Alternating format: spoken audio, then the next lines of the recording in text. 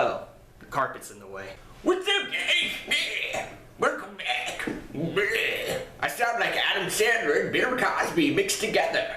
Okay, well, so let's just start. What are you doing? Let's just wing it. Okay, we'll just wing this right now.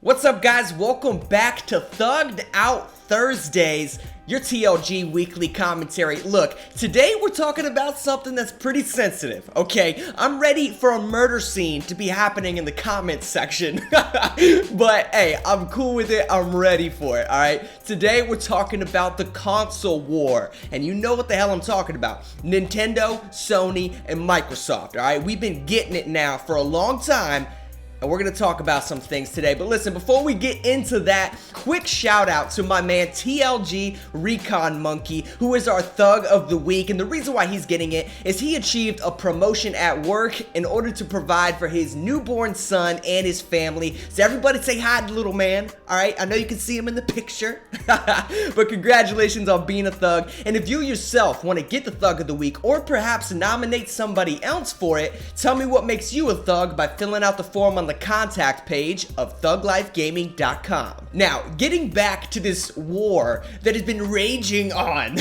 for the last however many years, okay, there's a specific reason why I wanted to bring this up. Right, because E3 this year was the best that we've seen in years. I mean, every media outlet, video game website, what have you, they've all been talking about how good this year's E3 was, and you guys have even heard me making videos about it. But the thing that made me bring up this topic was Amazon.com released their sales reports a week following E3. Now, why is that significant?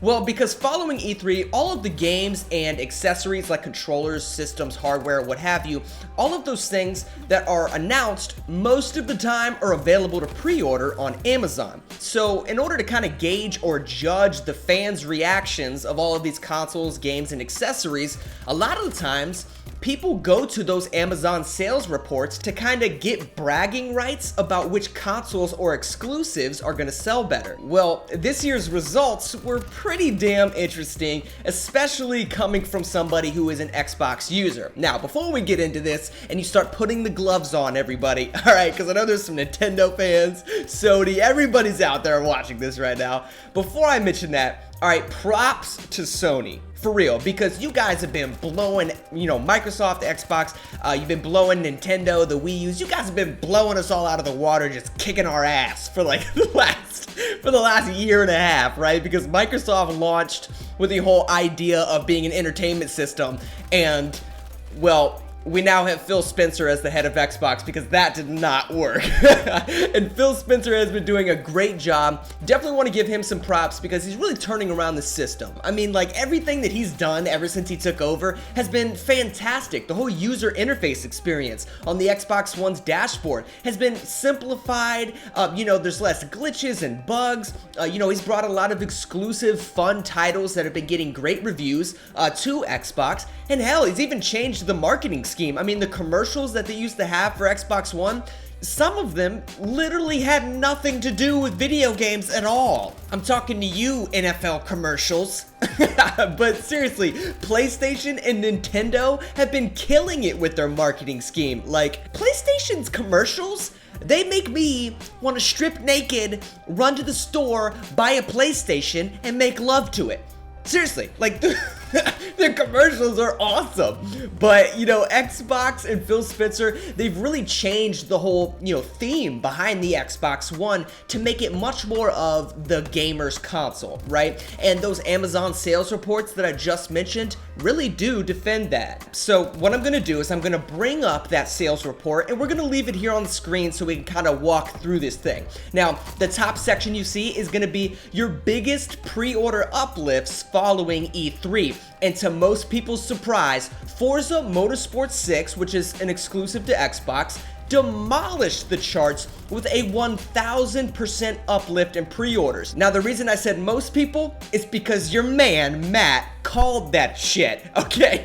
You can talk to anybody that I know on Xbox or in real life. I was geeking out about that game when I saw its trailer. It's gonna be the first racing game that I've bought in many years, strictly because of the song that was in the trailer. Alright, the game looks awesome, but congrats to Sony. Uncharted 4 is also on that list, and then you have, a whole bunch of multi-platform games. However, the second section on the bottom is going to be your most pre-ordered games or accessories that were announced at E3. And this is really where you start to see the changing of the tides, if you will. Now again, Sony users, can you give us a break? Okay, because you've been whooping our ass for the last year or so. All right, so can we just have this little battle? Okay, we're not winning the war. I think we all know that.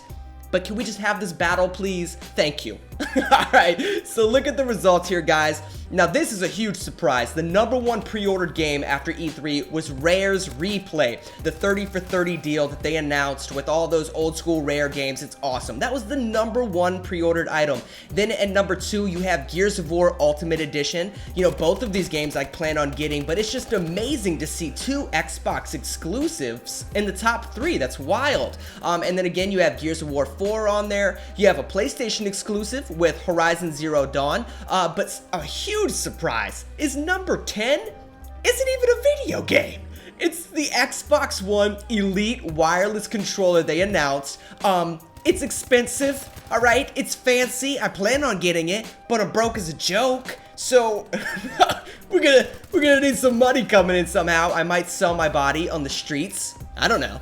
But anyway, you can see the sales report. It was a huge confidence booster for, Microsoft, Xbox, and, fans of the console. But that's really the reason I wanted to bring up the whole subject of the console wars. Because, just as a fan of gaming, I'm super excited for the industry and just the gaming market in general, because it just got so much more competitive with the Xbox One really stepping it up. And as a result, we're going to be getting some great titles, great video games, and we're just going to truly enjoy sitting down and having a lot of fun with our friends. But before I go, okay, I want to apologize if I offended anybody by posting these sales results. Okay, I'm just stating facts here, and the facts are that the PlayStation has been kicking ass and taking names for the last year or so. The Xbox One is now currently better than it was at launch, and Nintendo, everybody loves you. Okay, it's gonna be okay, because when your new generation console comes out, everyone's gonna buy it. And we're all gonna have a great time playing Super Smash Brothers, Mario Kart. I don't know, having a whole party till when Zelda comes out. Let's get real. Alright guys, you know the deal. Comment below, let me know what you thought of it. Click that thumbs up button, share it with your friends. And dude, if you haven't subscribed, come on, dude. Alright guys, you know the deal. Keep living that life, because that's what thugs do, baby. I'm out of here, guys. Take it easy.